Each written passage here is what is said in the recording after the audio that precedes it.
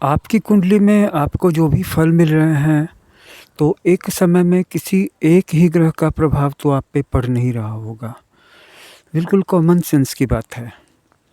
एक समय में आप पर एक से ज़्यादा कई ग्रहों के प्रभाव पड़ रहे हैं। भाव विशेष के रूप में ही मान लिया जाए कि ज़्यादातर लोगों के एक भाव में सिर्फ एक ग्रह तो नहीं मिलेगा। बहुत सारी जगहों पे 2 ग्रह बैठे हुए होंगे और 2 से ज़्यादा तो होंगे ही होंगे। कोई बिजनेसमैन है, उसका काम व्यापार करना है और वो जिन चीज़ों का बिजनेस करता है, जैसे स्वीट्स का बिजनेस करता है, कॉस्मेटिक्स का बिजनेस करता है, इलेक्ट्रॉनिक गैजेट्स का बिजनेस करता है, मिठाइयाँ बेचता है, समोसे, चाट, पकौड़े, नमकीन बेचता है, बिरयानी बेचता है। तो यहाँ पे शुक्र भी आ जाएगा। कॉस्मेटिक्स बेचता है, परफ्यूम बेचता है, शुक्र आ जाएगा। इलेक्ट्रॉनिक गैजेट्स बेचता है, राहु आ जाएगा। किताबें बेचता है, कॉपियाँ बेचता है, कलमें बेचता है, तो बुध आ जाएगा। अब ऐसे जातक की कुंडली में उसके शुक्र के साथ बुध की युति होगी तो उसका लेन देन बहुत साफ सुथरा रहेगा, बहुत हिसाब किताब वाला बिजनेसमैन रहेगा।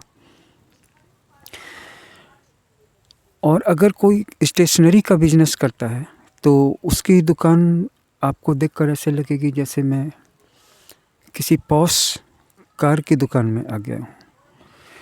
किताबों कॉपीज़ की दुकान में भी इतनी अच्छी सजावट होगी, हर चीज़ इतनी व्यवस्था से होगी।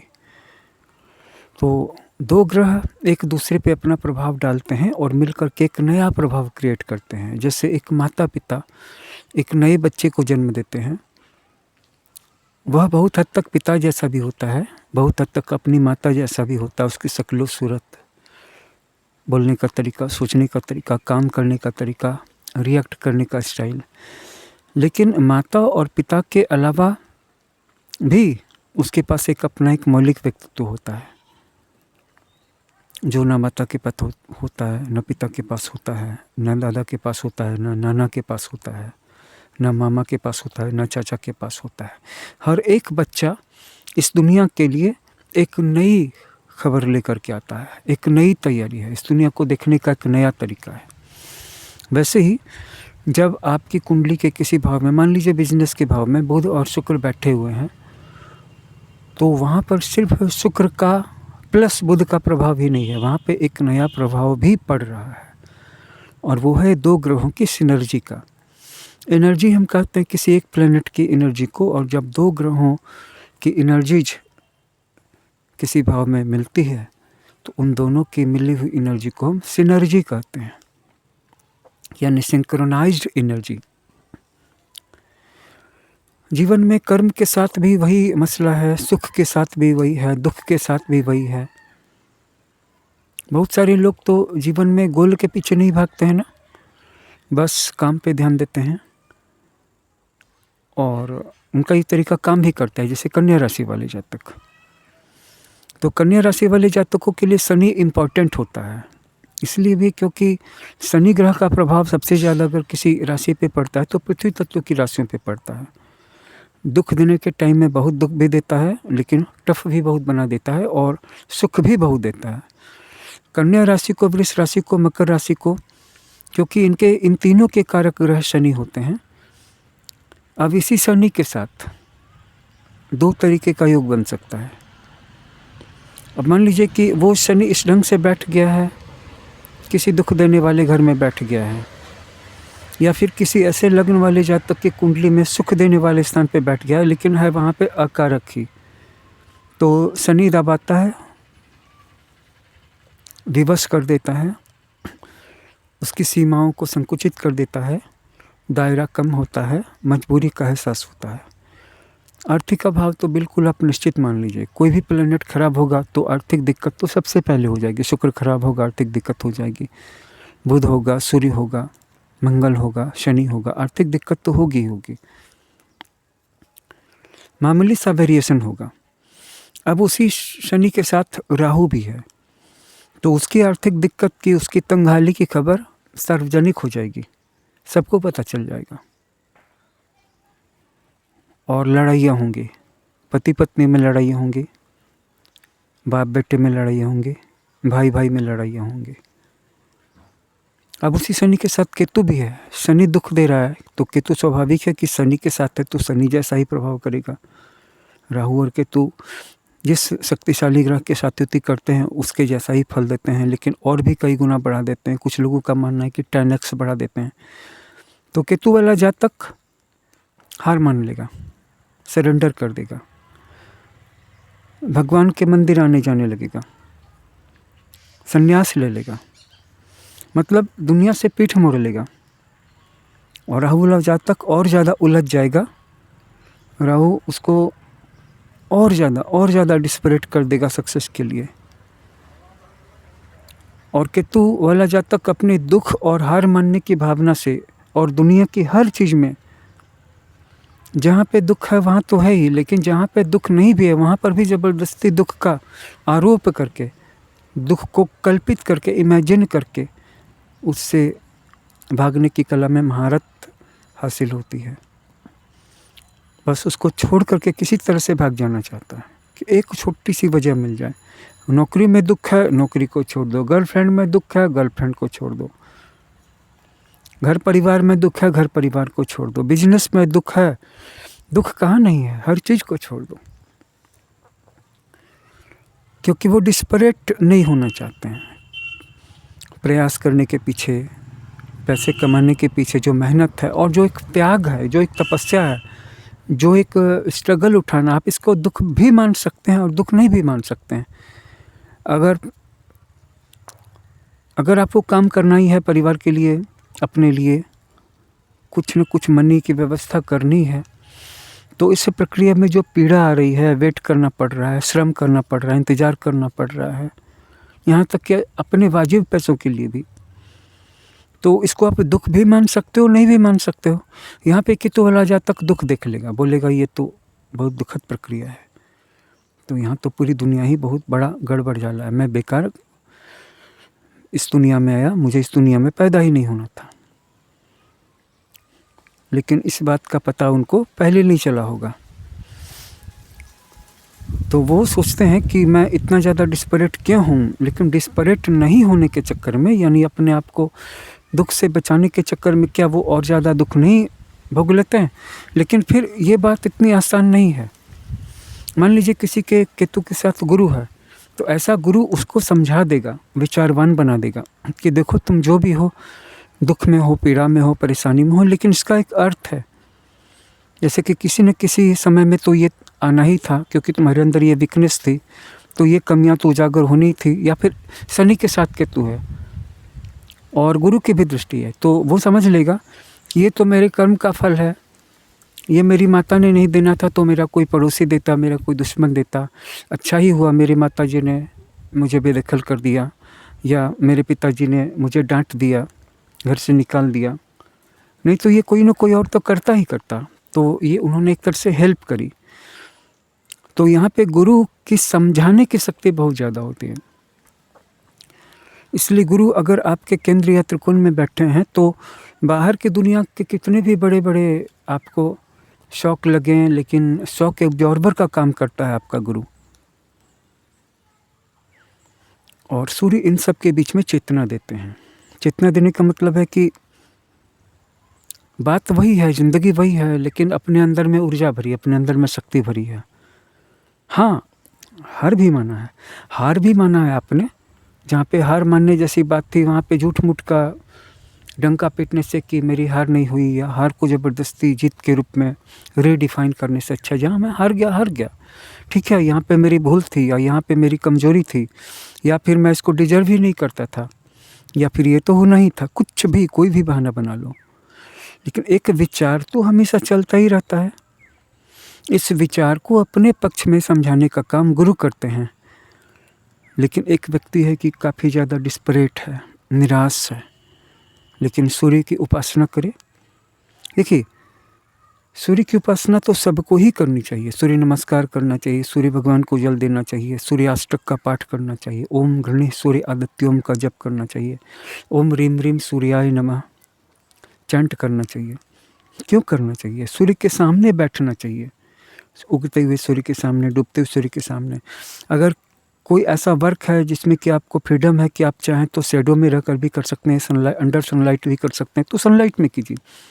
कम से कम आपके अंदर में जो इथरिक बॉडी है वो चार्ज तो होती रहेगी, क्योंकि सूर्य की लाइट कोई फिजिकल चीज़ नहीं है, ये डिवाइन लाइट, डिवाइन पावर है, डिवाइन एनर्जी है।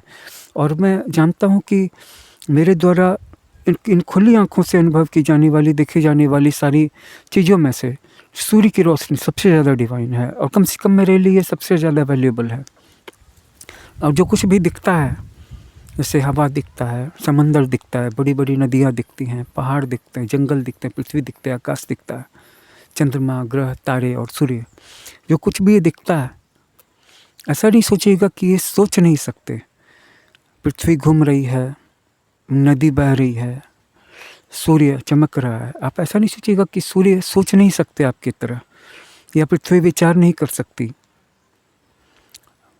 नदी की ही बात ले लें तो आपका अस्तित्व तो बिल्कुल क्षणभंगुर है, और नदी तो लाखों करोड़ों सालों से है और आगे भी लाखों सालों तक रहेगी, अगर मनुष्य ने पर्यावरण को बहुत ज़्यादा नहीं। तो ऐसा नहीं, नदी सोचेगी तो आपसे ज़्यादा अच्छा ही सोचेगी। और जो लोग उसके डिवाइन एस्पेक्ट को, डिवाइन साइड को मैनिफेस्ट करते हैं, उनको पता होता है, बात प्रत्यक्ष रूप से पता होती है कि ये कितने शाश्वत हैं, कितने डिवाइन हैं, कितने सरियल हैं। तो सूर्य की उपासना करने से कुंडली में, चाहे वो आपके कारक हो या कारक हो, अकारक हो तो कृपालु हो जाएंगे, कष्ट कम हो जाएगा। कारक हैं तो आपके अंदर की आत्मिक शक्ति और ज़्यादा बढ़ जाएगी। हम इस दुनिया में सुख या दुख को ही तो अनुभूत करने के लिए आए हैं, इन्हीं का तो अनुभव हमें करना है। अनुभव करने के बाद हम हताश पड़े पड़े रहें, जैसे कि मीन राशि वाले जातक थोड़ी सी निराशा में वो उदास हो जाते हैं, टूट जाते हैं, ढह जाते हैं, फिर थोड़ी सी गुड न्यूज आती है, खुश हो जाते हैं। ऐसा नहीं होना चाहिए। तो चाहे दुख मिले या सुख मिले, इनमें से एक न एक तो मिलता ही रहेगा जीवन में। तो नियम, आप कुछ भी कर लो या इनको रोकने के लिए कुछ कर लो, या सिर्फ हमेशा सुख पाने के लिए कुछ कर लो, फिर भी दुख तो आएगा। लेकिन आने के बाद आपके अंदर का जो मनोबल है, आत्मबल है, वो काफ़ी बढ़ा हुआ महसूस होगा, या डाउन हो जाएंगे, टूट जाएंगे। ये तो सूर्य की शक्ति के कम या ज़्यादा होने पे डिपेंड करता है। इसलिए सूर्य की उपासना सबको करनी चाहिए। और एक मज़ेदार बात यह है कि अगर आप सूर्य की उपासना कर ही लेंगे तो आपको बाकी ग्रहों की उपासना करने की उतनी ज़रूरत क्या है फिर, क्योंकि बाकी ग्रहों की रोशनियाँ या उनका होना सब तो सूर्य के ही कारण है। क्योंकि सारे ग्रह भी अगर मिल जाएं तो मास में या द्रव्यमान में वो सूर्य के 1000वें हिस्से के भी बराबर नहीं है। बाकी सारे ग्रह भी अगर मिल गए, बृहस्पति मिल गया, शनि मिल गया, ये 2 बड़े बड़े प्लैनेट मिल गए, फिर नेपच्यून, यूरेनस 3rd और 4th लार्जेस्ट हैं, फिर पृथ्वी, बुध, शुक्र, मंगल, प्लूटो, इनकी तो कोई बिसात ही नहीं है। पृथ्वी जैसी तो वहाँ पे आंधी में जैसे यहाँ पे पत्ते उड़ते हैं, वैसे वहाँ पे पत्ते उड़ते हैं। बड़े बड़े पेड़ आंधियों में टूट के गिर जाते हैं, वैसे ही सूर्य पे तो पृथ्वी जितने बड़े बड़े गोले उठते हैं सूर्य पे जो तूफान चलता है। और वो भी तब जबकि हमारा सूर्य ब्रह्मांड के सबसे बड़े बड़े सूर्यों में शामिल नहीं है। इस ब्रह्मांड के हमारी औकात ही क्या है। हमारी बातें बड़ी बड़ी हैं, हमारा ईगो इतना बड़ा है, लेकिन जब सही से सोचने की बारी आती है तो हम इतना कंफ्यूज क्यों रहते हैं? क्योंकि हर चीज़ को हम मैं और मेरे के दायरे में डाल करके देखते हैं कि मैं ये तैयारी कर रहा हूँ, अगर मैं इसमें पास कर गया तो मैं ठीक हूँ, नहीं तो मैं गलत हूँ। लेकिन अगर मैं कर भी गया तो ये किसके लिए होगा? मेरे लिए होगा, मेरे अपनों के लिए होगा ज़्यादा से ज़्यादा। इसलिए इतना दुख है। इसलिए मैंने कहा कि ऐसा नहीं है कि आप सोच सकते हैं तो पृथ्वी सोच नहीं सकती है, या सूर्य सोच नहीं सकता है, या गंगा नदी सोच नहीं सकती है, या नाइल नदी, अमेजन नदी सोच नहीं सकती है, या पैसिफिक ओशियन नहीं सोच सकता, या माउंट एवरेस्ट नहीं सोच सकता है। सब सोच सकता है, सभी सोच सकते हैं। और जब भी ये सोचेंगे तो आपसे अच्छा ही सोचेंगे, और जब भी ये देखेंगे तो आपसे ज़्यादा गहरे हुए छिपे हुए सत्यों को देख लेंगे। एक बार मैं शाम के समय में कहीं पे टहलने गया हुआ था। मुझे खाली जगहों पे टहलना पसंद है। खुली जगहों में तो सूर्यास्त होने ही वाला था, मतलब आधे घंटे या 20 मिनट में सूर्य डूब ही जाने वाले थे और वहाँ पे माहौल बहुत अच्छा था और मैं हमेशा की तरह डूबते हुए सूर्य पे फोकस कर रहा था। तो उनके साथ अपनी एनर्जी को कनेक्ट करके मुझे काफ़ी डिवाइनिटी टाइप का एहसास हो रहा था, अलग एहसास हो रहा था। तो मेरे मुँह से, मेरे दिल से ये निकल गया कि हे परमपिता, हे भगवान सूर्य, मुझे ऐसा लगता है जैसे कि मैं और आप यहाँ से बहुत दिनों से हैं, मतलब आप भी हमेशा से हैं और ऐसा नहीं लगता है कि मैं भी बहुत दिनों से यहाँ पे हूँ और हम लोग हमेशा से यहाँ पे हैं। तो ऐसी स्थिति में अगर मेरे अपने अंदर की एनर्जी आवाज़ देती या मेरे अपने मन का कोई खेल होता, चालाकी होती, तो मुझे यही जवाब आता सूर्य की तरफ से कि हाँ, सही कहते हो, यह सब कितना अच्छा है, डिवाइन है, और दुआ करता हूँ कि तुम इसी तरह आगे बढ़ो और अनंत काल तक हम सब यहाँ पे रहें। यही जवाब आना था ना जब मैंने उनसे कहा कि भगवान सूर्य, ऐसा लगता है जैसे कि ऐसी फील हो रही है जैसे कि हम लोग यहाँ पे हमेशा से हैं। तो पता है भगवान सूर्य की तरफ से क्या जवाब आया? उन्होंने कहा कि हाँ हो तो, लेकिन अभी तक तुम कोई खास आगे नहीं बढ़े, अभी तक वहीं के वहीं हो। सुनते ही मेरा दिमाग जो आसमान में था तुरंत ज़मीन पे आ गया और शर्म के कारण, लज्जा के कारण मैं अवाक रह गया। मैं कुछ बोल नहीं पाया कि ऐसा भी जवाब आ सकता है। तो आपने देखा कि जहाँ तक मैं देख सकता हूँ उससे ज़्यादा दूर तक और गहराई तक सूर्य देख सकते हैं, और जहाँ तक मैं सोच सकता हूँ उससे ज़्यादा अच्छा और ज़्यादा सही और ज़्यादा बड़ा सूर्य सोच सकते हैं। सच तो ये है कि मनुष्य का जन्म ही कन्फ्यूज़न में जीने के लिए हुआ है, और आपका दुख मेरे लिए एक अपॉर्चुनिटी है और मेरा दुख आपके लिए। यही मनुष्य समाज की यथास्थिति है, यही सच्चाई है। एक मरीज़ बीमार पड़ता है तो ये डॉक्टर के लिए एक अपॉर्चुनिटी है। आलू और टमाटर की सब्ज़ी काफ़ी ज़्यादा होती है तो ये ब्रोकर्स के लिए एक अपॉर्चुनिटी है। और अगर आलू, दाल, तेल, हल्दी इनकी फसल मारी जाती है या टमाटर कम होता है तो ये काला बाजारी करने वालों के लिए एक अपॉर्चुनिटी है। मतलब दूसरों का दुख तुम्हारी अपॉर्चुनिटी है और उसके बीच में तुम्हें अच्छा भी बने रहना है।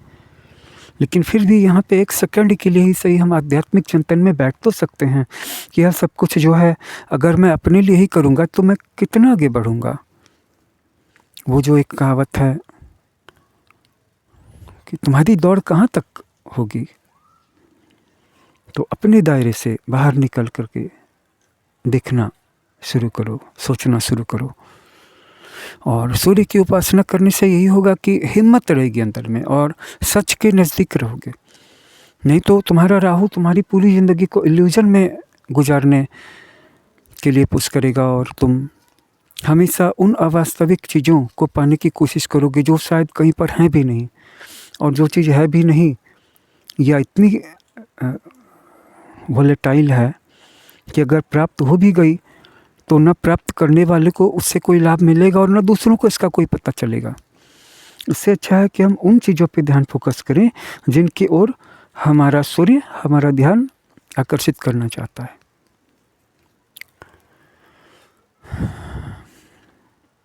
मैं ये नहीं कहता कि तुम अपना लक्ष्य बड़ा रखो। जब तुम छोटा लक्ष्य प्राप्त नहीं कर सकते हो तो बड़ा लक्ष्य रख लेने से बड़ा लक्ष्य प्राप्त कर लोगे, या बड़ा लक्ष्य रख लेने से क्या छोटा लक्ष्य प्राप्त हो जाएगा? ये बच्चों जैसी बातें हैं। ये तथाकथित सेल्फ हेल्प और सेल्फ इम्प्रूवमेंट वाली बुक्स में आपको मिल जाएगा कि बड़ा लक्ष्य होना चाहिए, बड़ी सोच होनी चाहिए। मेरा ये कहना है कि बड़ी एंटिटी से, शाश्वत सत्ता से संपर्क जोड़ लो। सूर्य से जोड़ लो, पृथ्वी से जोड़ लो, हिमालय से जोड़ लो, गंगा से जोड़ लो, अमेजन से जोड़ लो, नाइल से जोड़ लो, सिंधु से जोड़ लो, ब्रह्मपुत्र से जोड़ लो, महासागरों से जोड़ लो, किसी से जोड़ लो, क्योंकि ये चीज़ें दिखती हैं। ये पंचमहाभूत हैं, 5 एलिमेंट्स हैं। फिर तुम्हारा लक्ष्य अपने आप बड़ा हो जाएगा, फिर तुम्हारा कार्य अपने आप बड़ा हो जाएगा, क्योंकि तुम अब सच के नज़दीक हो। कि तुम मनुष्य का जन्म ही कन्फ्यूजन और इल्यूजन के अंदर में रहने के लिए हुआ, क्योंकि अगर कन्फ्यूजन से बाहर हो जाएगा, इल्यूजन से बाहर, तो उसके जीवन में कोई मजबूरी नहीं रहेगी। मैं एक महंगी कार ले लेता हूँ, दिखाने के लिए 20 लाख की कार ले लेता हूँ, 18 लाख की 22 लाख की कार ले लेता हूँ। वहाँ पे 6 लाख की कार भी मिल रही थी, लेकिन मैं ले लेता हूँ। इससे क्या फ़र्क पड़ता है? तुम्हारे पड़ोसियों को इससे क्या फ़र्क पड़ेगा? ज़्यादा से ज़्यादा 1 दिन 2 दिन। उसके बाद सड़क पर तो कितनी ही कारें हैं, 50 लाख की हैं, 2 करोड़ की हैं, 12 करोड़ की कार भी है, 50 करोड़ की कार भी है। लोग तुम्हारी 22 लाख की कार की ओर क्यों देखेंगे? लेकिन क्योंकि उसे इल्यूजन में रहना है। अब कुछ समय के बाद मेरी नौकरी छूट जाती है, मेरे लिए ईएमआई भरना मुश्किल हो जाता है। ये होता है राहु का काम। लेकिन अगर मैं सूर्य के प्रभाव में होता, अगर मैं अग्नि के प्रभाव में होता, अगर मैं वरुण के प्रभाव में होता, अगर मैं इंद्र के प्रभाव में होता, अगर मैं शिव के प्रभाव में होता, अगर मैं वायु देवता के प्रभाव में होता, तो ऐसी गलती कभी नहीं होती। अगर मैं हनुमान का सहारा लेता, अगर मैं राम का सहारा लेता, अगर मैं भगवान का सहारा लेता, तो ये गलती मुझसे कभी नहीं होती। लेकिन किसी को भगवान नहीं चाहिए, सबको माया चाहिए। भगवान की विभूतियाँ सबको चाहिए। भगवान की विभूतियाँ, भगवान की शक्तियाँ, भगवान की सिद्धियाँ, भगवान के ऐश्वर्य, भगवान की चमक दमक, उनका आशीर्वाद, उनकी अनुकंपा। आपको पता है ना कि आप जब भगवान के प्रेम में जब डूबे तो आपकी अपर ब्रेथ यानी इनहेल चार्ज हो गई और उनको भी संतुष्टि हुई। उसने संतुष्टि से इनहेल खींचा, क्योंकि पहली बार उसको संतुष्टि हुई कि किसी ने मुझे चाहा। और जब उसने सांस छोड़ी तो उसकी सांस से धन ही धन भर गया। और फिर जब उसने सांस खींची अंदर, तो उस समय तुम वहाँ पे नहीं थे,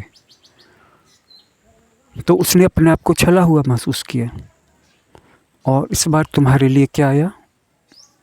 दरिद्रता, unemployment, failure, frustration, disappointment, loneliness, confusion, misguidance, illusion.